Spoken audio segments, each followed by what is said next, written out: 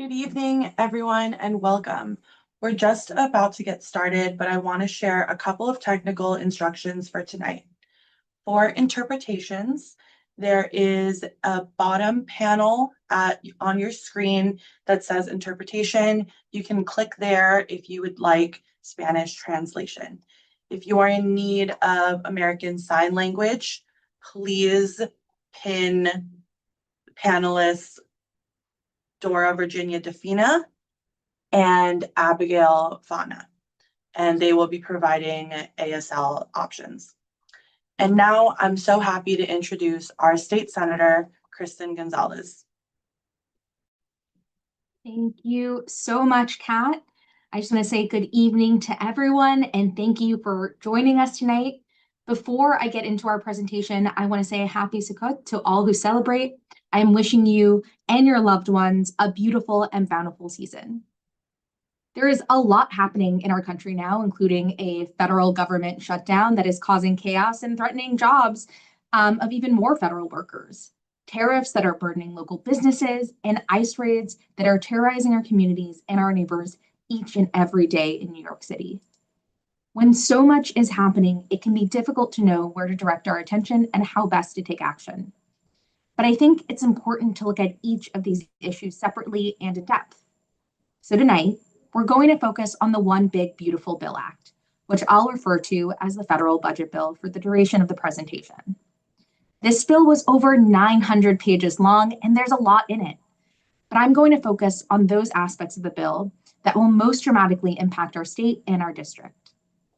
First, I'm going to lay out the numbers and get specific on how this bill will make it harder for working class New Yorkers to access healthcare and food security, how it will threaten the progress we've made toward making a Green New York a reality, and how it will expand funding for ICE. Next, I'll talk through how we're responding as legislators and community leaders, as well as how you can get involved. And finally, the last half of this presentation will be a Q&A with you. Thank you to everyone who submitted a question. If you have other questions during the presentation, please use the Q&A function on Zoom.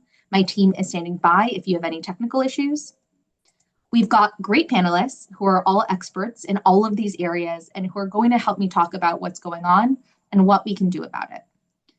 I would like to shout out Assemblymember Sarahana Shrestha, whose team designed the original version of this presentation on which we've based it, and the Senate Majority Leader's Office, which kindly provided updated resources on the impacts of this bill to our state. But before we dive in, I want us to meet our panelists, who are incredible community leaders in District 59, New York City, and beyond. And so with that, I'm going to first pass it to Melanie Dolfo, Director of Community Health Education at Apicha. Feel free to unmute yourself and introduce yourself. Hi, good evening, everyone. Is the audio okay? Great, thank you so much. So I wanted to just introduce Apicha Community Health Center and speak very briefly about the role of community health centers in healthcare. My name again is Melanie Dolfo. I am the Director of Community Health Education at Apicha Community Health Center. And a little bit about Apicha Community Health Center. We are a federally qualified health center that provides care to everyone regardless of insurance or ability to pay. More than 9,000 New Yorkers receive services from Apicha, including 700 from the district of State Senator Kristen Gonzalez. We started out as an HIV/AIDS service organization and then later on transformed into a comprehensive community health center, expanding our services to meet the needs of communities that we serve. Our services do include primary care, pediatrics, women's health, dentistry, HIV prevention and treatment, and behavioral health.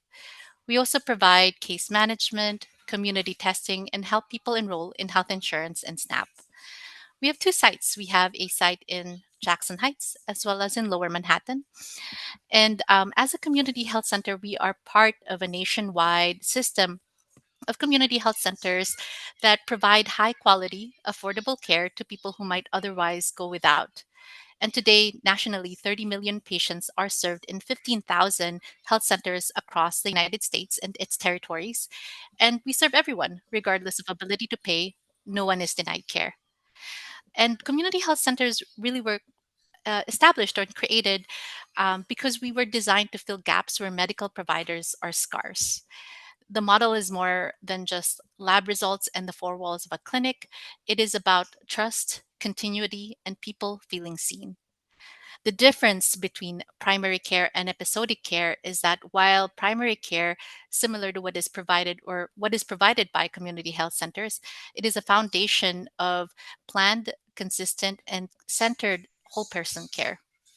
Whereas when we look at the care that an emergency room or urgent care might provide, those types of care are episodic care and it is reactive. It treats immediate problems but often comes at a higher cost. And really, the value that we provide as a primary care provider is that we help prevent small issues from becoming major ones, and we manage health over a long term period of time and build life saving trust.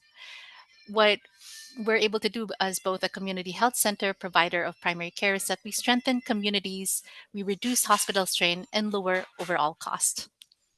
Thank you. Thank you so much. It's so good to have you here. I want to now pass it to our next panelist, Natalie Gomez-Velez, the Dean of CUNY Law School. Natalie, feel free to unmute. Good afternoon, Senator Gonzalez. It is such a privilege and a pleasure to be here with you on this webinar. Again, my name is Natalie Gomez-Velez. I am serving as interim dean at the City University of New York School of Law. I've also been a professor here at the law school for several years, teaching constitutional law, administrative law, lawyering, a number of courses. As many of you may know, the City University of New York School of Law, CUNY School of Law, has a dual mission to graduate excellent public interest and public service lawyers and to provide access to the legal profession so that it mirrors and it mirrors the public that it represents.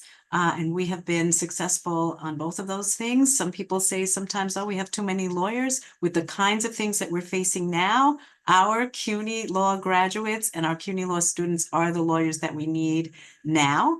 And I am so grateful also that CUNY Law is a partner in government and in the community here in Long Island City, Queens. And I'm so pleased and proud to be part of this webinar. Thank you. Thank you so much. It's good to see you again. And I also just want to uplift what you said. I don't think we can have enough lawyers right now. We got to lawyer up when the judicial system is so important to our democracy. So I'm very, very proud of the work you're doing. Especially the kind of lawyers we graduate who are really doing this work. Thank you. So social justice oriented lawyers, I think, are where we're trying to do the most emphasis and kind of funneling. But I also want to shout out CUNY Law for another reason, which is you also graciously hosting us on November 17th for our first State of the District. So anyone on the call who wants to join that, it's going to be November 17th, as I mentioned, at 6 p.m. at CUNY Law. And I'm really looking forward to seeing you all there.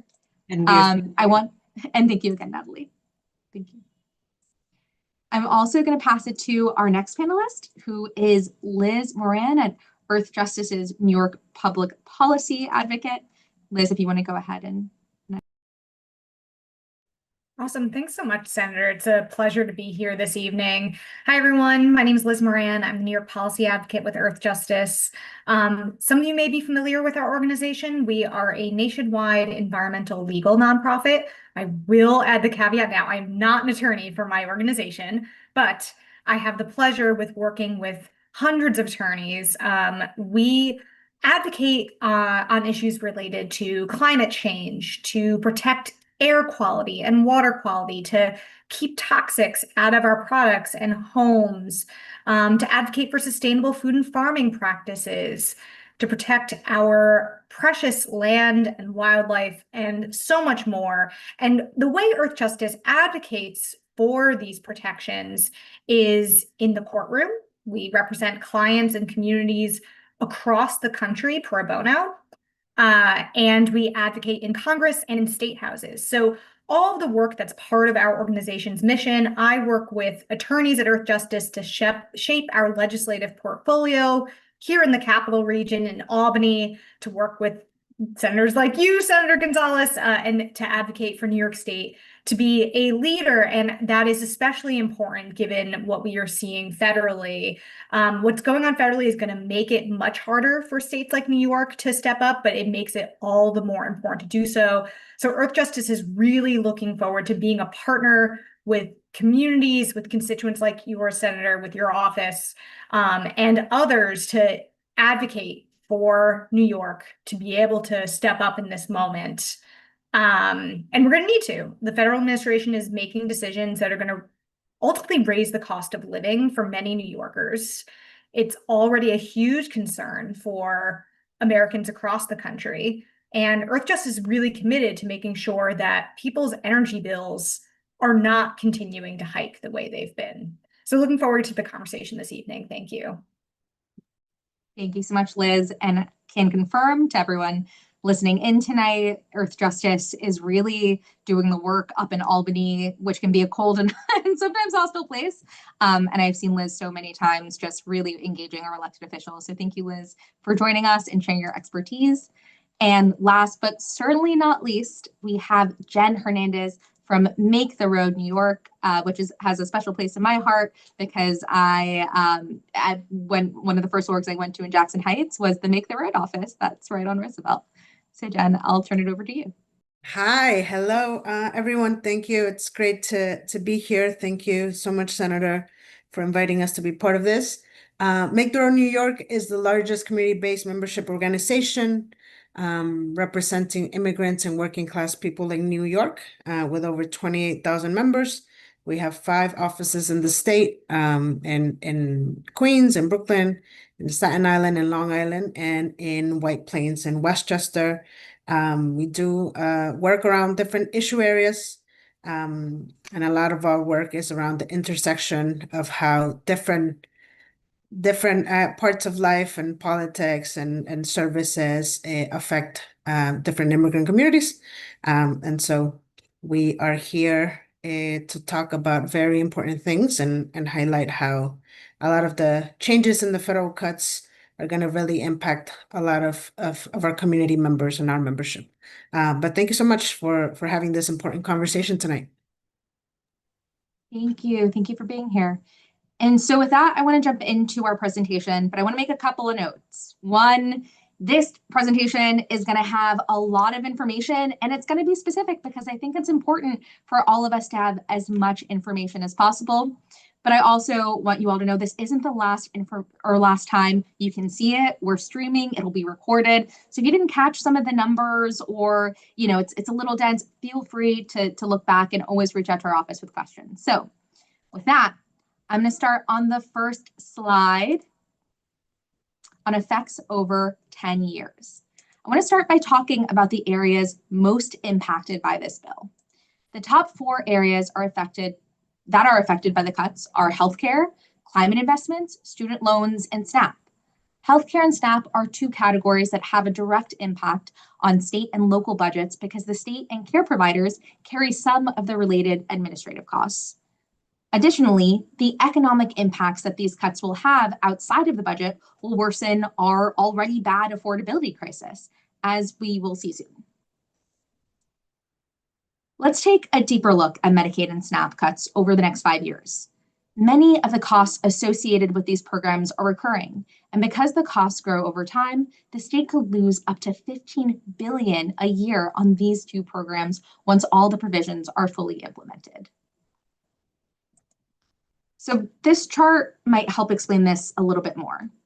If you look at the state's funding sources, we can see that as of the current budget, $94.1 billion came through federal funding, which is about 37% of $253 billion in funds. Of the $94 billion, $75.4 billion goes towards our health budget, which is why the impact of these federal cuts is so high in the health sector. The way this plays out in the state budget is that because Medicaid-related cuts start as early as 2026, we currently already face a $750 million deficit in this year's budget, which goes through April 2026. SNAP cuts will begin October 2026, and that, along with other changes, will result in a $3 billion deficit in next year's state budget. Once all these changes are implemented, The total gap will be closer to 10 billion a year starting 2030.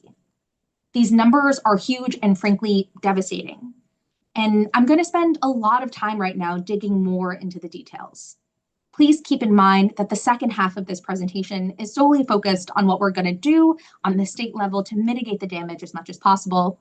And remember that knowledge is power and knowledge is how we fight back. So let's dig a little bit more into what's happening with Medicaid. The largest cut to Medicaid in the budget bill is its change to work requirements, which will jeopardize the healthcare coverage of almost 2 million New Yorkers. This bill changes the requirements so that all able-bodied adults ages 19 to 64 without dependents who are enrolled in Medicaid must complete at least 80 hours of work, community service, or schooling per month. It further requires states to create programs and adopt policies to ensure compliance. Keep in mind that new red tape like this will add to administrative costs and that the state will have to pay. Additionally, Medicaid recipients will now have to verify every month that they have met their working requirements, introducing a significant burden on both individual recipients and on the state to administer. Notably, 3.5 million college students are enrolled in Medicaid, who will now need to certify addresses, verify eligibility, and share costs to maintain their health care. These individual administrative burdens will result in eligible people getting kicked out of these programs. In response to federal cuts, Governor Hochul's administration requested federal approval to revert the state to a prior version of the Essential Health Plan, known as the Basic Health Plan. Doing so would give the state the opportunity to unlock $9 billion in Essential Plan trust funding, which would go towards closing the budget cuts. However, this is not a complete solution because it would roll back coverage for those between 200 and 250% of the federal poverty line, resulting in 450,000 New Yorkers losing their health care. As I mentioned on the previous slide, adults 19 to 64 will now need to show 80 hours of work, education, or community service per month to stay eligible for Medicaid. And instead of renewing eligibility every year, they'll now have to do it every 6 months. But I also want to emphasize another issue. A managed care organization is a private company that contracts with the state to provide Medicaid coverage. And as with private insurance, Medicaid reimbursements are how hospitals are paid when they provide services to patients who are on Medicaid. There's a cap on how much hospitals can be reimbursed for providing services, and often that reimbursement is lower for Medicaid patients than for those with private insurance. This means that hospitals serving high-need communities are reimbursed for services at the lowest rates. As a result, right now, many hospitals in the state are increasingly financially unstable. Now, that's not a problem that started with this budget. But last year, in order to give higher Medicaid reimbursements to hospitals and providers, we passed an MCO tax in the state budget. This tax was estimated to generate $3.7 billion in revenue over the course of 2 years, 2.7 of which was intended for safety net hospital funding and to improve Medicaid parity. This tax is basically an accounting trick that has allowed some states to temporarily generate billions in federal funds through matching for Medicaid. In the case of New York, it currently raises $1.6 billion. The federal budget bill severely restricts states' abilities to use this tax and undoes a victory that providers and advocates have been working years to achieve. This brings us to our next point. Because hospitals and providers are the ones who get reimbursed through Medicaid, they're the ones who will take the hit. A reduction to Medicaid of this magnitude is expected to cause the direct loss of over 78,000 jobs in healthcare and over 136,000 additional jobs lost through economic spillover here in New York. That is over 2% of the state's workforce. I want to take a moment to emphasize this.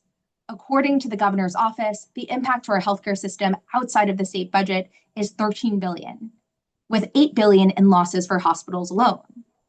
The fact is, we have a healthcare system that operates in capitalism. If hospitals aren't making enough income, they will close.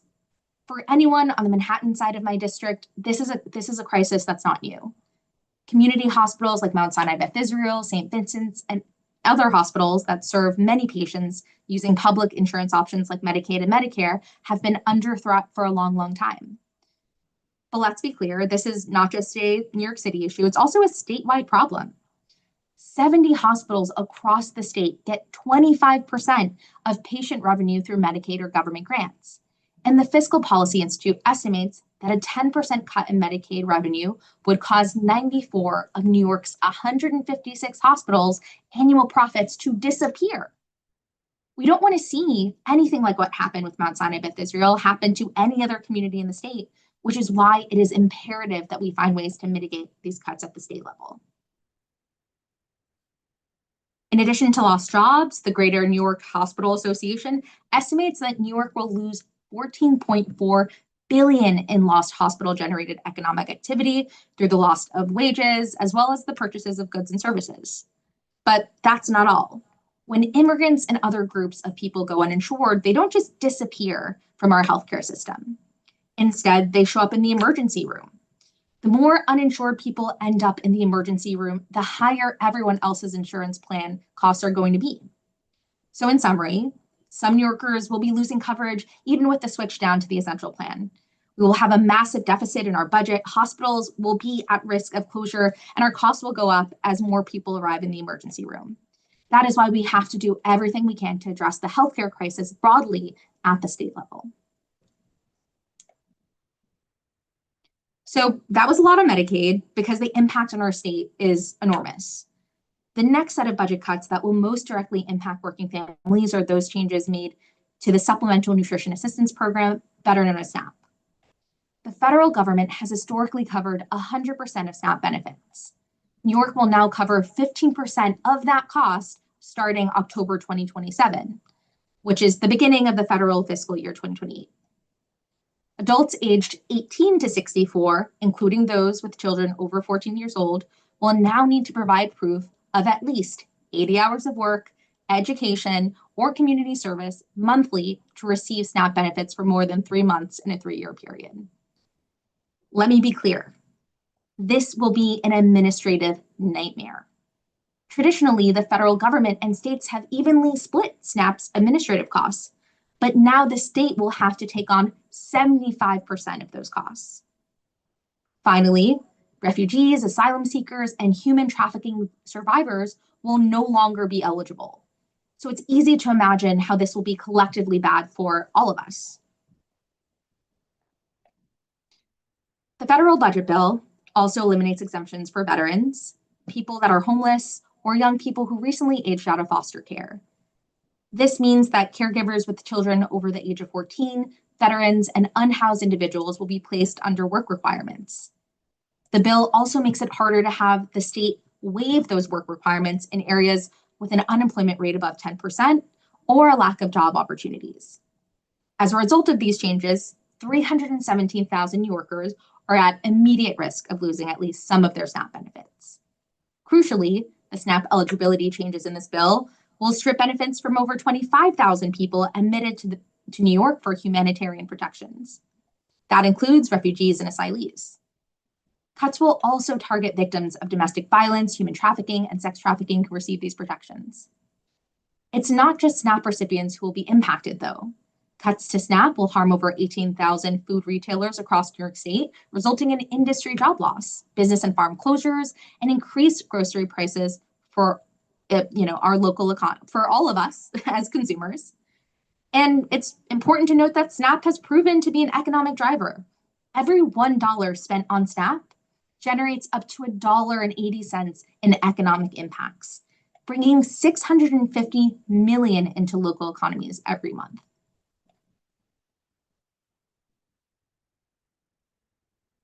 No, that's a lot so far, but I can't emphasize enough just how many ways this bill burdens working class families, and it does so in another way with green energy and environmental conservation.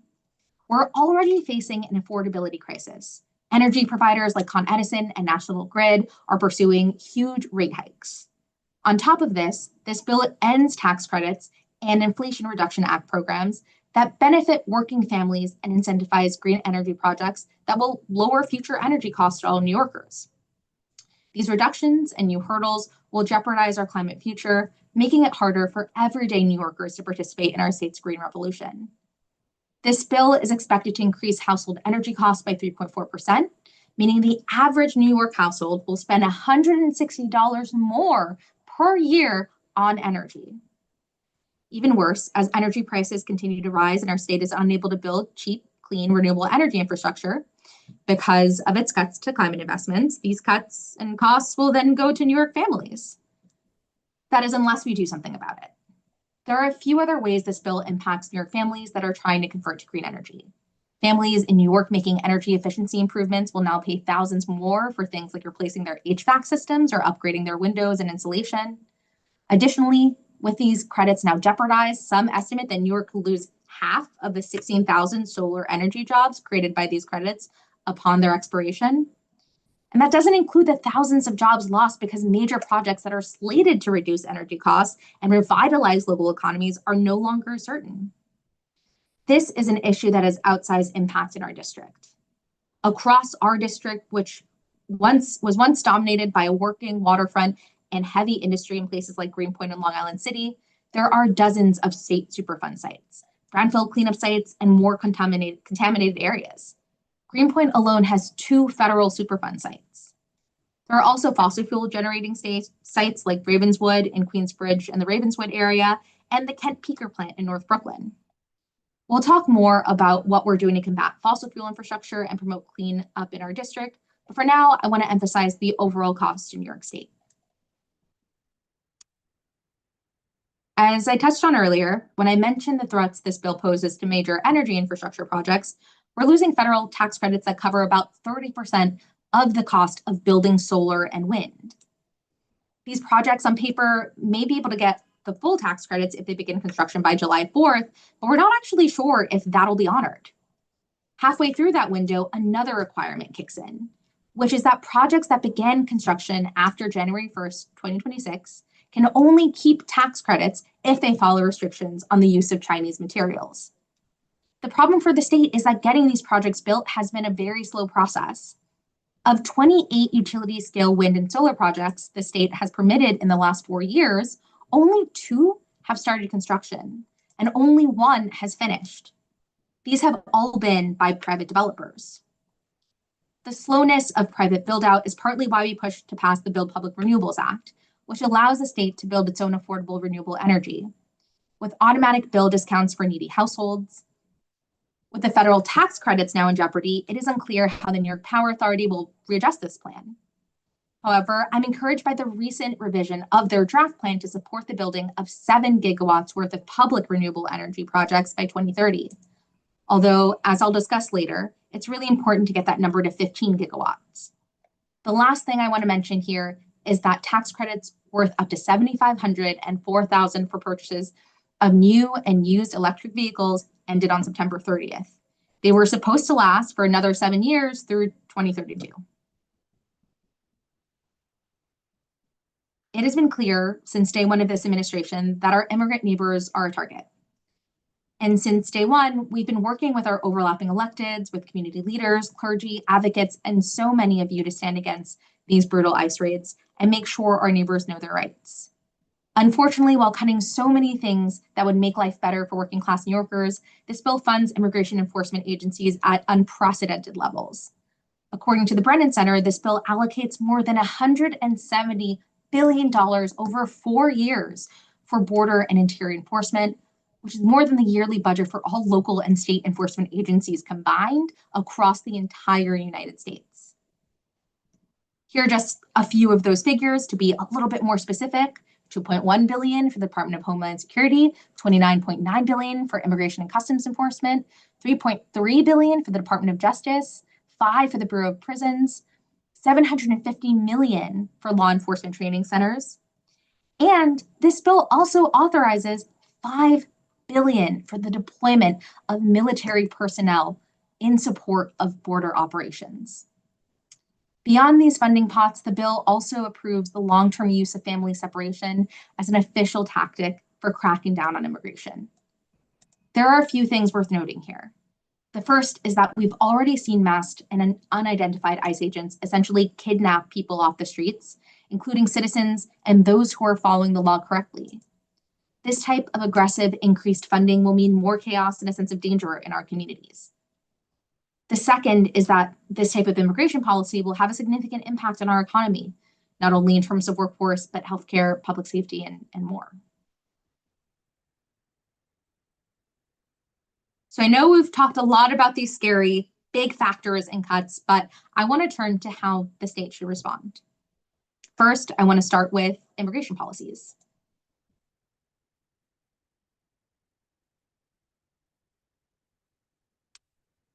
There are a few bills we've been pushing since this administration was sworn in. And right now, we need to make sure that we don't let another session pass without passing these incredibly important pieces of legislation. The first is the New York For All Act, which prohibits state and local officers from enforcing federal immigration laws, funneling people into ICE custody, and sharing sensitive information with ICE. It also prohibits ICE from entering non-public areas of state and local property without a judicial warrant. It ensures people in custody are given notice of their rights before being interviewed by ICE, and starts the process of limiting ICE access to state information databases. New Jersey, Washington, and California are all examples of states that already do much of this. Next, the Access to Representation Act would establish and fund a right to universal representation, meaning anyone at risk of deportation who cannot afford a lawyer will be provided one. Keep in mind that people with lawyers win their immigration cases at up to 10.5 times the rate of those without legal help. So this would be a pretty effective and important measure. The Dignity Not Detention Act would prohibit local jails from renting cell spaces to ICE. This is something that's actually happening right now, and we have to stop it. New York Focus recently reported that 7 jails across this state, including one in Nassau County, booked a total of 2,800 detainees, compared to 500 in 2024. Finally, the MELT Act is a new bill that will bar ICE agents from operating anonymously by wearing masks and or hiding their identification. So with that, let's turn to healthcare. When it comes to healthcare, thankfully, this year's state budget invested billions in financially distressed hospitals and shoring up community healthcare centers that provide essential care to low-income New Yorkers. This includes $3.5 billion in operating aid for distressed hospitals, $1.1 billion in funding for nursing homes and community health centers, and $1 million for rural healthcare. But we must do more. And that's why I'm calling for $200 million in funding for Bellevue Hospital in District 59. Additionally, as a longtime supporter of the New York Health Act, I think we can't wait any longer. Now is the time to pass the New York Health Act and implement a single payer system in New York State. All right, now I'm going to turn to food insecurity, which is one of the most insidious ways this bill harms working New Yorkers. But food insecurity did not begin with this bill. We know food insecurity is a persistent issue that has only gotten worse as inflation has increased, and as the cost of things like housing continue to rise in New York City. In fact, one of my 2025 budget priorities was passing universal school meals.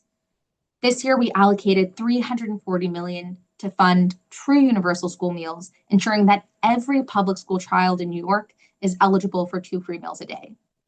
We also maintained $47.8 million for SNAP benefits. We also allocated $113 million for the Hunger Prevention Nutrition Assistance Program and Nourish NY to help feed the most vulnerable New Yorkers. But now we need to do even more, and that's why last session, Assembly Member Jessica Gonzalez Rojas and I introduced the SNAP Protection Act, which authorizes the reissuance of SNAP benefits in instances of fraud or theft of those benefits. For climate action, we know that climate change is the greatest threat of our time. And if our planet fails, so do all of us. This year, in addition to $1 billion in new funding for environmental preservation and sustainable investments, which includes $425 million towards supporting projects related to climate change mitigation and adaptation, preserving open space, managing solid waste, and funding our parks, we invested $500 million into clean water infrastructure funding. We also worked to make it easier to enforce the Climate Leadership and Community Protection Act through the disclosure of certain fossil fuel company tax returns.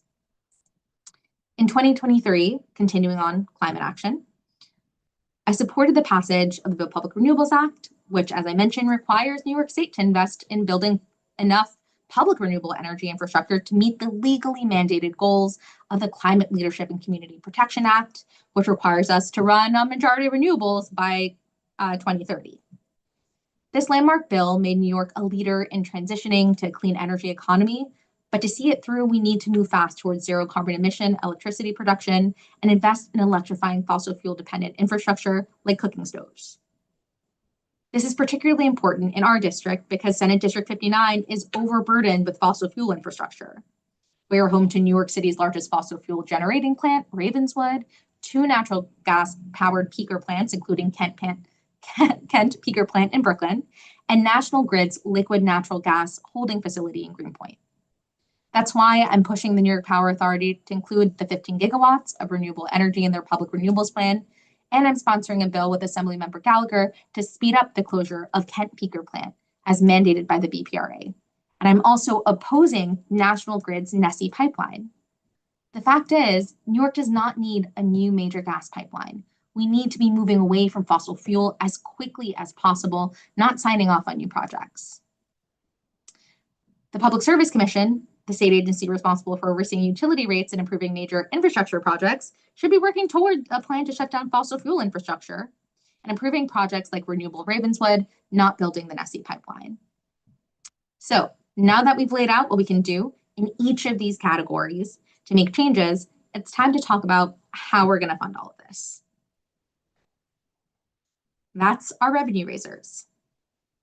So I know a lot of you have heard about the campaigns to tax the rich, and I want to get a little bit more specific about what that means. So bear with me as you go through these different tax bills. To give you an idea of what kind of tax changes would result in what levels of revenues, here are some of the proposals that have been brought to the table. As mentioned at the beginning of the presentation, this bill will result in a gap, or the federal budget bill will result in a gap of $750 million in the state's general fund this year. That will increase to $3 billion in 2026 to 2027, and up to $10 billion in 2030 and beyond. We all have a responsibility to do what we can for our fellow New Yorkers, and that includes millionaires and billionaires in our state who are not paying their fair share. Right now, someone who is making $250,000 a year pays the same tax rate as someone who makes $1 million a year. And similarly, someone who makes $5 million a year pays the same tax rate as someone who makes $20 million a year. This does not reflect the relative economic position of these groups. The person who makes $20 million can afford to pay far more than someone who makes $215,000 or even $5 million. And these funds could be used to fund the programs that everyone can use, improving quality of life for everyone in the state. By adding 10 new personal income tax brackets, we could correct this disparity and generate $20.4 billion per year. Other combinations of these brackets could still raise revenue, but maybe just a little bit less. Next, we have the corporate tax rate, which is paid on profits made in New York and has nothing to do with where the corporation is headquartered. Right now, New York's corporate tax rate on large corporate profits is lower than many other northeastern states, including New Jersey, Massachusetts, and Delaware. There's also a lot of wealth that is not taxed properly. The very wealthy don't make their money through wages that are subject to personal income tax like the rest of us. They make most of it through capital gains, which means selling stocks and making other types of investments. A surcharge on such gains over $500,000 would generate $12 billion per year. As you can see, this tax alone would backfill the Medicaid and SNAP cuts each year. New York also doesn't have a fair heirs tax, allowing the state to tax inheritance over $250,000 would generate $4 billion a year.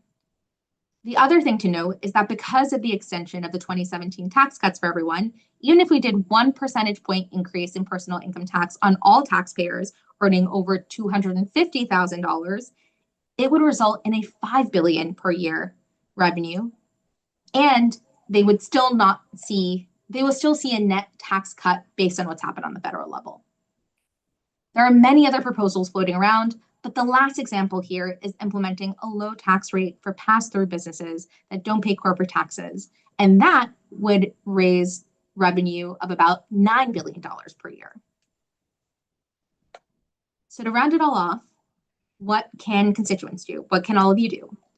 That's what we're going to spend the rest of this session discussing as we answer your questions. But also, this webinar is not the beginning or end of this fight. Sign up for our newsletter for more updates. Join us in Albany for fighting for the revenue that we need to generate and helping us to accomplish the goals we laid out in this presentation. I need everyone here to help stand up, show up, speak out, and bring a friend. Use the links in this chat or the QR code that's on the screen if you'd like to sign up. So with that, I'm going to open it up to our Q&A portion.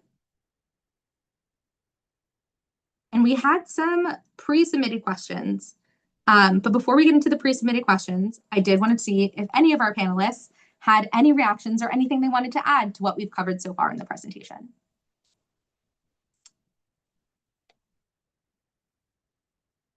Feel free to raise your hand if you're a panelist. Any questions, add-ons? I'm not seeing any. It was sufficiently scary for me too, so and a lot of information to process. Yeah, I would add on the New York for All front, that, you know, part of what that bill does is limit collaboration, right, or block collaboration between our state, some of our state enforcement and the federal government, and there has been an uptick in collaboration around the state, right? At the beginning of the year, there was only one place in the state that collaborated with ICE through what is known as 287G agreements, right, which are like on paper contracts to collaborate with ICE, coming from police departments, local police departments, or that kind of stuff. And at this moment, I think we're either at 10 or close to 10 of those contracts. So that has been increasing, right? So New York for All would terminate, right? Would make those, would terminate basically those collaborations. And so would just add, right, that some of that is happening in our state, right, around the state. And yeah, happy to share more info on resources. I'm going to drop some links. Make the Road Has Know Your Rights resources and all that stuff. We have a petition for New York for All, and I'm going to drop some of those links. But yeah, very important information in this meeting today. Thank you. Thank you so much, and agree, we definitely need to pass New York for All. So thank you for re-upping that. I also see Melanie, your hand, and then Liz. Yes, thank you so much, State Senator Gonzalez. So I just wanted to call everyone's attention to two links that I dropped into the webinar chat. One of them is New York State of Health. So that is the exchange for New York State for health insurance. And that is where a lot of New Yorkers are getting are looking at health plans and enrolling in health plans for Medicaid, as well as other types of health plans like quality health plans and essential plans. And this link does have updates on what is the impact of the federal reconciliation bill upon New Yorkers. The second link that I dropped in was the impact by congressional district. So you can see, how many people potentially would lose their either Medicaid or their essential plan, or possibly, I think what is kind of not yet mentioned is actually it will impact people who are obtaining health insurance with support through federal the advanced premium tax credits. So if people are not aware, if you are, maybe you are an independent contractor or you have a health plan through New York State of Health, and you are getting support by getting a advanced premium tax credit so that your premium is not so crazy high, right? You're paying something more affordable every month for your health insurance plan. That is right now federally what is being considered to be cut right now through the Affordable Care Act. And so, personally, I do know like some people that will lose like maybe hundreds of dollars, and their insurance is going to go from maybe what is $600 to now $1,000 every month for their health insurance. So I think that also will have sort of what is the percentage and the amount that might possibly increase by congressional district. So not good news, but I think that what is helpful is ensuring that we have an informed a populace that like is ready to have that information and can reach out for support. There are assisters that can help people sort of walk through that application process, so that even if there are these every 6-month renewals, these changes that we're expecting, you are working with someone to understand what is the impact on you personally as a resident of New York and on your family. Yeah. Sorry for the long No, point. no, that was incredibly informative. And also want to re-up that the links you mentioned are in the chat for anyone who's interested. Liz, and then Natalie, I see your hand up as well. Yeah, thank you so much, Senator. That was a great presentation. And something that I want to add regarding how the state can address the cuts that are coming federally. There's two pieces, right, that are often brought up that that states and local governments are going to need to do in the face of cuts. And that's a combination of raising revenue and cutting existing expenditures, right? And I think a rightful fear in that moment when you hear the idea of cutting, because what often tends to happen is cutting to public services. But we really need to avoid that here, right? And make sure that our public services are supported and that communities are getting what they need still, despite the fiscal moment we may soon be facing. So in the environmental lens, there's a number of things that the state can do to actually cut wasteful spending, and that's towards polluting entities and also making sure those entities are paying their fair share. So I'll name a couple concepts, and there are bills related to them. One has to do with subsidies the state still gives away to the fossil fuel industry. There's legislation that Senator Krueger carries that would eliminate, I believe it's about $300 million every single year that the state is giving in antiquated subsidies to the fossil fuel industry. So that's just one example of a way that the state can save money. But other things that the state can do that maybe aren't going to raise revenue in the state budget, but will help the everyday ratepayer save money, is addressing heavy energy users that we're currently subsidizing. So Senator Gonzalez carries a bill that addresses this, and there's a couple other bills that deal with this related to data centers and AI. Some of you may have started to hear a little bit more about this, but these facilities consume an inordinate amount of energy, and they're doing it on our dime. They actually get sweetheart deals for the amount of energy they consume. They pay next to nothing. But the reason for that is because we're effectively subsidizing it, and it'll cost us more and more over time because their energy demand means more infrastructure that we need to spend our money on. So there's ways to make them pay their fair share, and we're going to need to prioritize that before things start to get too expensive for New Yorkers. Yeah, that's phenomenal. I also just want to add, not only make them pay their fair share, but also, what we've been working to do is reform some of the processes for rate hikes. There are a lot of really good bills in the state legislature that have yet to be passed. But a lot of these energy companies that are supporting these really big energy users are using the increase in energy to make an argument that we should all pass that cost down to us, the consumers. And that is motivated by them making an argument that they should continue to see an increase in the billions of dollars of revenue they get every single year as private companies. And I think what we're arguing is, maybe you don't see a rise in profit when we're going into a recession. Maybe we should actually protect consumers who are already struggling to live. And like you said, do all of these things as a yes and, so that we're actually addressing our energy grid issue, both in terms of strain, but also in terms of affordability, holistically as a state. So that's another thing we've really been working on through the Energy Committee and the State Senate, but certainly in both chambers. So I'm going to just keep it brief, but I want to pass it to you, Natalie. I see your hand up as well. Yes, I'll keep it brief as well. And I want to thank you and really commend you for this really informative presentation because I come at it from an education lens. And I just wanted to add the other concerning things about impacts on education, right? Changes to Pell Grants, changes with student loan borrowing.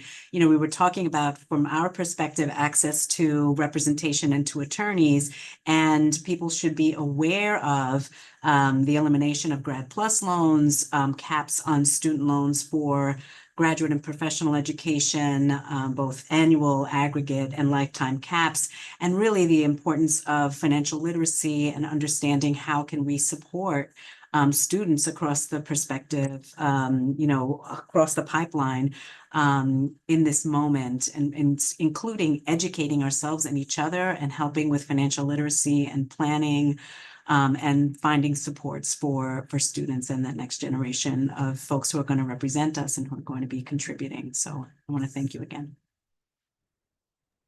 Thank you. And I was trying to keep it brief, but you all certainly, as panelists, we want to hear from you. So please, like, feel free to jump in, raise your hand, and take as much time. Really, it's wonderful having experts in the room. To your point, yeah, the goal is education on all of these fronts. And right now, just even this is the first attempt at getting all of us up to speed on exactly what is in this 900-page bill that was passed and means a lot for all of our communities. So I'm going to jump into some of the questions that we've gotten for our panelists. If there's anything you want to respond to, also feel free to like raise your hand or just jump in. But let's start with some of the live Q&A ones. With cuts on Medicaid, is there any hope to raise the minimum wage, inclusive of home health aides funded by Medicaid? Is there a strategy that can be included in statements in support of raising of minimum wage and finding funding for home healthcare aides? So that is from Daniela. Thank you for the question, Daniela. Beginning 2027, the minimum wage will annually increase by the 3-year moving average of the Consumer Price Index for urban wage earners and clerical workers for the Northeast region. So we are going to see a slight increase, but I'll also say there's been like fights in the state legislature for an increase in the minimum wage. We wanted $25. We felt short. We definitely fell short of that. But I am proud of some of the progress that we've made there. So we'll continue to come back because we know that at least $25 is actually what we do need our minimum wage to be right here in New York State. And then to answer the second part of that question, is there a strategy that can be included to support the raising the minimum wage and finding funding for the home healthcare aides? There is the Fair Pay for Home Care Workers coalition that has been in Albany every single year, advocating for a cost of living adjustment for home healthcare workers. So I've been supportive of that. I know a lot of my colleagues have been supportive of that. I think this year we have to continue putting pressure because we have not increased it to meet all of those demands.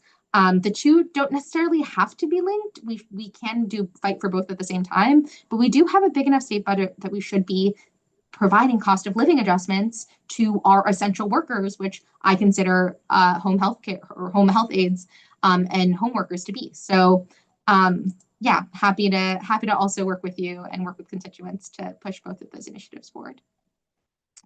The next question we got was from Danielle Brucker.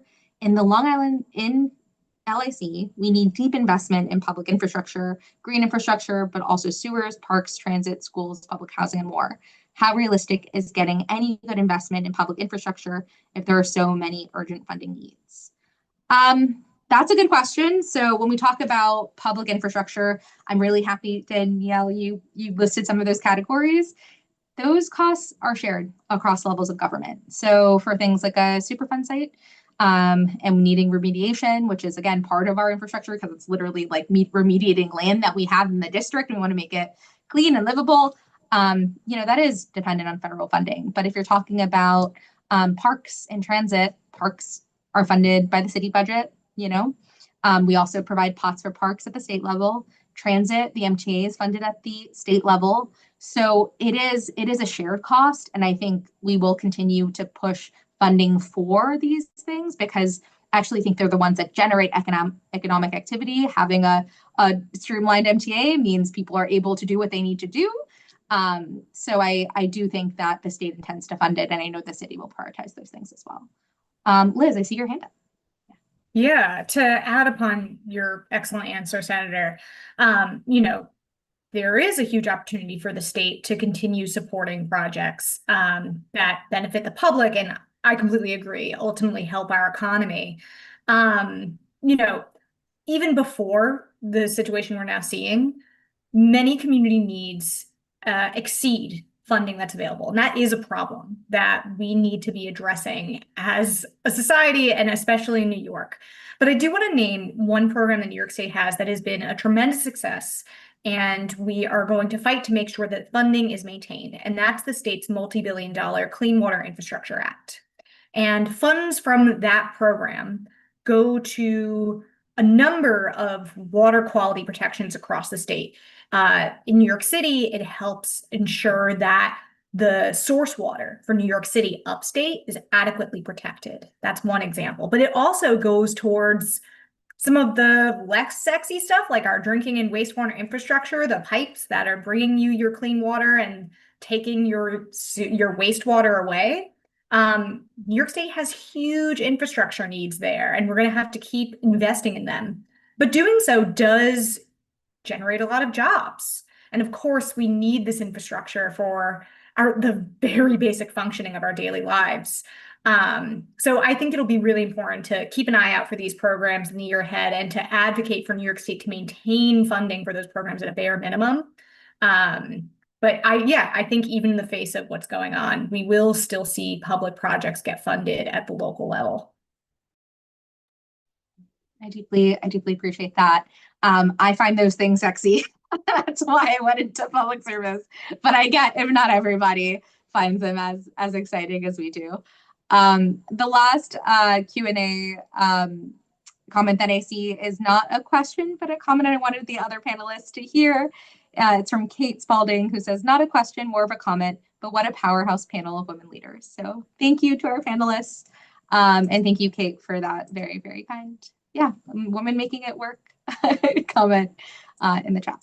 So anybody else listening in, please feel free to add Q&A or add questions to the Q&A section. We'll keep on looking at them. But since we don't have any at the moment, I'm going to transition over to some of the pre-submitted questions we got from you all and start answering those. The first one that we got was, is an effort being made to increase New York disability benefits law? New Yorkers will be facing more illness as more people become less vaccinated. So that's a good question. The answer is yes. I'm a co-sponsor of Senate Bill S-172, sponsored by Senator Jessica Ramos. This bill provides increases to the temporary disability insurance benefit and expands coverage for individuals. This passed the Senate this year, but not the Assembly. So it means we're going to have to go back next year and fight for it to pass through the Assembly. And certainly welcome whoever submitted that question to help us in those efforts to get that bill across the finish line. The second question we got was how much of our NYC tax money goes to funding ICE? Another really, really good and important question. So New York City taxpayer money does not directly fund U.S. Immigration and Customs Enforcement, ICE, because ICE is a federal agency funded by the federal government, but Congress provides billions to ICE for immigration enforcement and detention operations. And this federal funding comes from us, which is, their national tax base, which includes taxes collected from New York residents. So your federal taxes, yes, are going to funding that, unfortunately. Your state city taxes, no. I've also gotten questions in the past. I'll just add on to this. If for folks who are feeling like me, really disturbed that any of our dollars, right, our dollars are going to a federal budget that is doing a lot of harm, if New York can somehow not can participate in withholding those funds from the federal government, the answer is no. We looked at this from a legal perspective. Unfortunately, we are not a pass through for those dollars, and so I've gotten that question a lot, and unfortunately, there's nothing we can do there. But I think it is important to note that we have to lobby our congressional representatives. New York has a lot of Democratic congressional members. I want to shout out Congressmember Nadler, Congresswoman Alexandria Ocasio-Cortez, and Congresswoman Nydia Velázquez, who all are overlaps in District 59. They're incredible advocates. But New York has some not incredible advocates. We have a bunch of Republicans who are New York Congress members that are supporting this budget that hurts New York. So if you have questions on that, you should definitely look up and outside of this space, feel free to engage. But certainly, worth noting that it's a matter for the federal delegation to determine the federal budget. And the next question we got are there any cuts for veterans agencies? The VA's funding isn't directly cut, but programs that millions of veterans rely on, like Medicaid, ACA, and SNAP, and other housing employment programs are definitely impacted. Additionally, as I touched on earlier when we talked about SNAP, 1 out of every 4 veterans lived in a household receiving food assistance through the SNAP program or SNAP, or health coverage from Medicaid or Children's Health Insurance Program, or the Children's Health Insurance Program at some point in 2023, which means that a massive population of veterans will be impacted in their household by this federal budget bill. Okay. The next question we received was, I'm looking ahead. Given rents, how can we work together to increase the income threshold for SCREE eligibility? This is another really, really good question. We get questions about SCREE all the time. If you have issues with it, also reach out to our office. We're always here to help. For those who don't know what SCREE is, it's the Senior Citizens Rent Increase Exemption and the Disability Rent Increase Exemption programs, which freezes rent for seniors and disabled residents making less than $50,000 a year in these 2 programs. So I've actually co-sponsored a bill, which is Senate Bill S1457A, and that is sponsored or was introduced by Senator Brian Kavanaugh and Assemblymember Glick, that raises the minimum income threshold for SCREE, DREE, and other housing assistance programs to $67,000, and it also adjusts the maximum income threshold for eligibility for SCREE, DREE, SCHE, and THE by any increase in the consumer price index. So it's even more expansive than just SCREE and DREE, and it's certainly a bill that I know Senator Kavanaugh is working very hard on.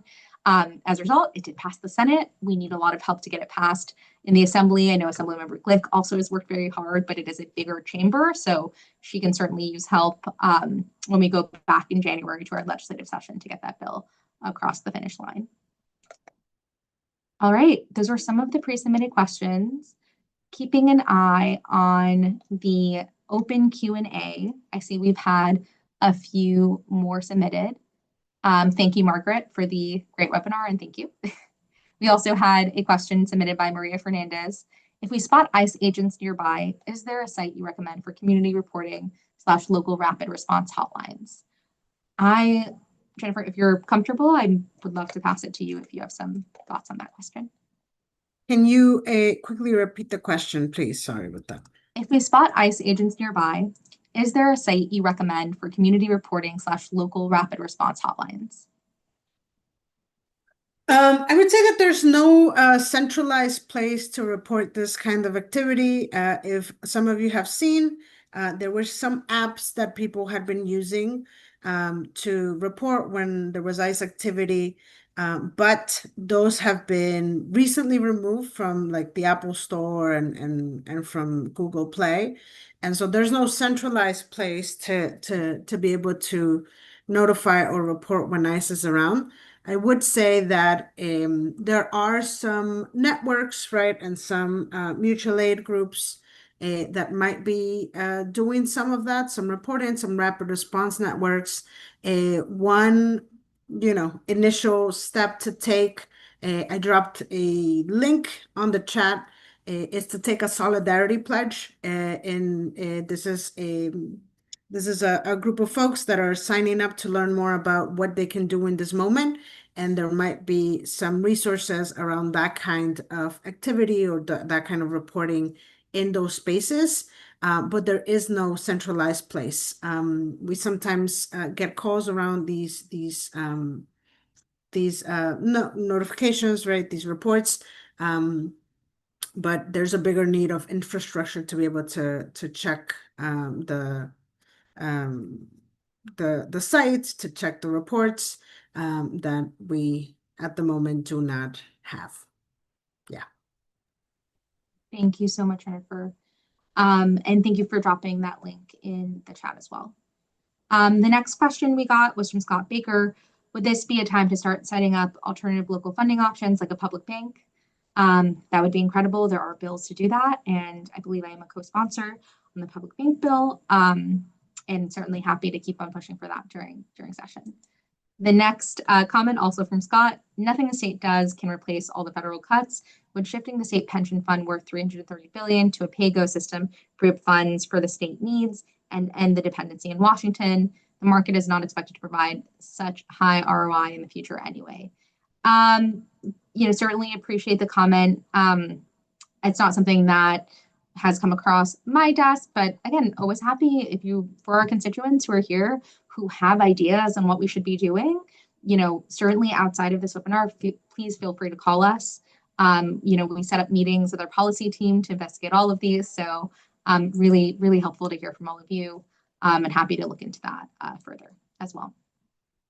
All right, that is everything so far, again, in the question and answers chat. So I'm going to shift back, because we have 5 minutes left, to a few of our other pre-submitted questions. This one, actually, Natalie, if you have thoughts on, feel free to jump in before me. But there was a question on the Constitution. So someone submitted the question: is there any chance Trump can change the Constitution to enable him to run for president for a third term? So Natalie, as a lawyer, maybe you have some strong thoughts here. But if not, happy to jump in on this one. So my approach to this would be as a constitutional law professor, right?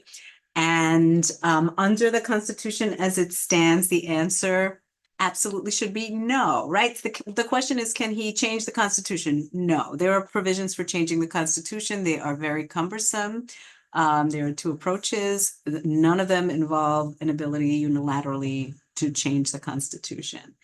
I think it's worth remembering and reminding ourselves that the Constitution really is structured to provide a federal system of separated powers and checks and balances, including, right, you've got the executive branch, Congress, and the courts. And when it's operating as designed, right, those checks and balances work to protect we the people, right, from tyranny, from excesses, from those kinds of things. And so, I take in the spirit of the question, because there are rules and norms and longstanding doctrine that have really talked about the limits. Basically, Congress has the role of making the laws, and the executive really is to take care that the laws are faithfully executed, but only has power within the laws that Congress has passed. And so there have been some actions that have taken place where, a statement is made or a demand is made, and it's inconsistent with existing law. And so what you're seeing is, well, then the courts, people challenge that, and the courts step in and should, again, serve as a check on excesses where, what's happening is contrary to the Constitution, or is in excess of statutes, or violates procedural rules under the Administrative Procedure Act or other rules that apply. But at the same time, and I think this is where the unease comes from, recently, some of those longstanding doctrines have been changed at the Supreme Court level. So I'm guessing maybe that's some of where the unease comes from, but no, under our constitutional system, no, the Constitution can't be changed to extend that. That said, I think it's really important for us to understand what the structure of the Constitution is supposed to be, including the checks and balances and separation of powers on the federal level, but also the role of states as sovereigns, right? So this idea of state sovereignty and some of the discussions that we've been having, like you had proposals that say the state of New York is going to limit the degree to which state entities provide assistance. That's also a feature of the constitutional structure where, states as sovereigns have primary dominion over things like public safety, health, and education. And what we're seeing now is the federal government has the ability to legislate in those areas, let's say under the spending clause. However, there are supposed to be limits. It's not supposed to commandeer the states, which is what this is talking about, this effort to stop the ability of ICE to sort of use state entities to do its work, and is not supposed to coerce states into taking actions that they shouldn't do. So really being cognizant of all of these structural limits. And again, the role of the public to understand the constitutional structure, and the role of lawyers and judges to be holding the line where those guardrails take place is really important. So again, this is such an important educational moment, both, macro all the way down to the details of what this bill is doing, as well as some of the broader actions taking place. Thank you so much. That is why we need all of our constitutional lawyers, preferably those who have graduated from CUNY Law, to be here and helping us inform this, because these are real concerns. These are questions that I think a lot of us have had as we've seen this federal administration try to consolidate power into one branch, when we know that that is not how our democracy is supposed to function. So thank you so much for that incredible answer. And I know we are kind of coming up on time, but I know there were a couple of other questions that were submitted. I am just going to quickly say that we can send out some more answers after to everyone who signed up. So if we didn't get to your question, we can definitely follow up with you. But we did have a question on gender affirming care. So what are we doing to protect reproductive health care, gender affirming care in regards to federal funding cuts and the attacks on the community? This was a big issue for me in Senate District 59 when NYU Langone stopped participating in gender affirming care as a result of an executive order. Since then we've gotten those appointments rescheduled, but it's really important to create a gender affirming care fund. And so I've introduced a bill to do that, to actually carve out money, because we know that that's going to be an incredible need. We know that healthcare, again, is one of the most devastated sectors by the Big Beautiful Budget Act.